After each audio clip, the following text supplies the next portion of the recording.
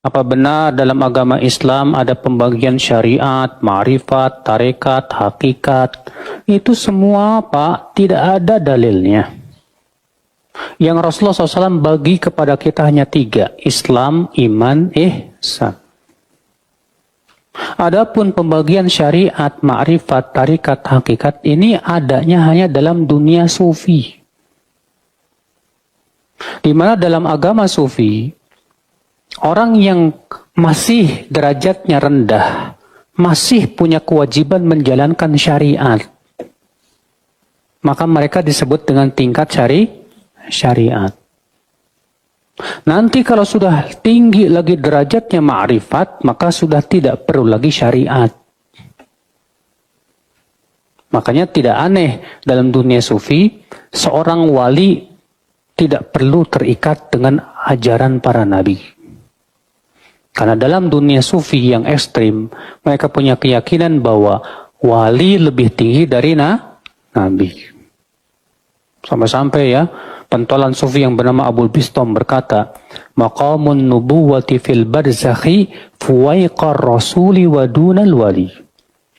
Di alam barzakh itu, nabi itu di atas rasul, di bawah wali. Berarti yang paling tinggi siapa? Wali. Di bawahnya wali, nabi. Di bawah nabi siapa? Rasul. Ini jelas kesesatan yang nyata. Kita Ahlussunnah punya keyakinan yang paling tinggi siapa? Rasul. Di bawah Rasul siapa? Nabi. Di bawah Nabi berapa? Dan kewajiban wali mengikuti syariat Nabi. Sama mereka dibalikkan. Makanya dalam dunia sufi, Pak, kalau antum lihat di YouTube ya, orang agak sedeng dikit udah dianggap mau jadi wali ini. Disebut dengan wali majdub. Ya. Jadi menurut orang sufi itu di antara tanda mau jadi wali itu sedeng dulu. Makanya Syekhul Islam Taimiyah membuat sebuah buku yang berjudul Auliyaullah laisu bimajanin. Wali-wali Allah bukan orang gila. Itu sebab Imam Ibn Taimiyah menulis buku itu. Iya.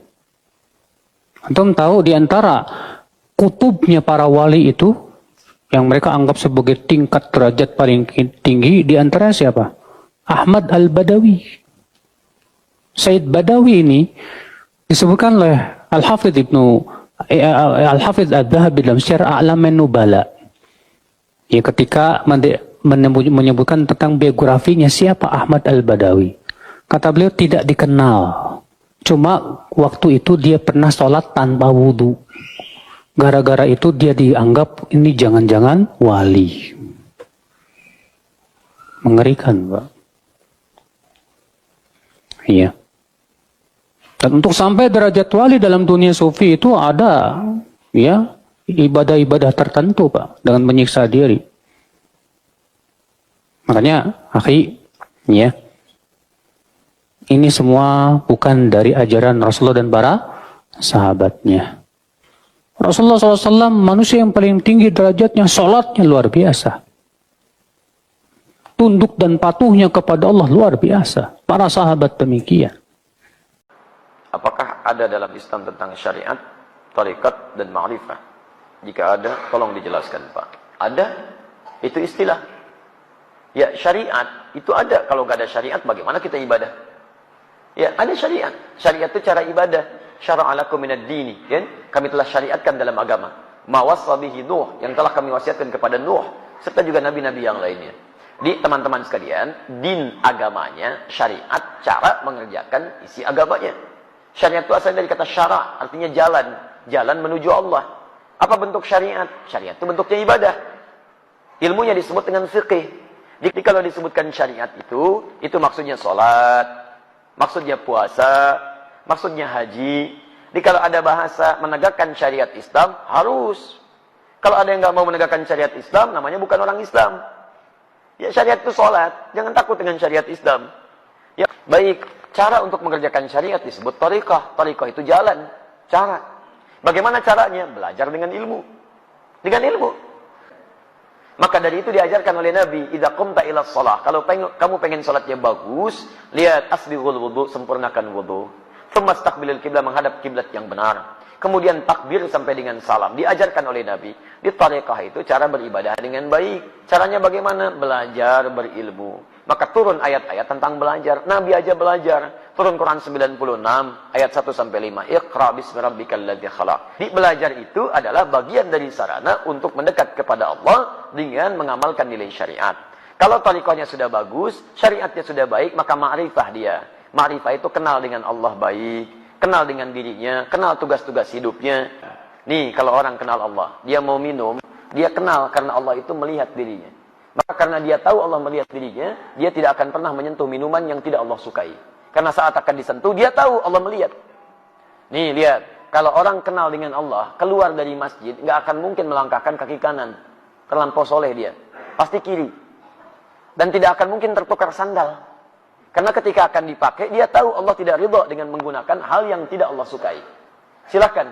Kalau Anda tidak percaya, hati Anda pun pasti akan menolak. Coba iseng-iseng ya.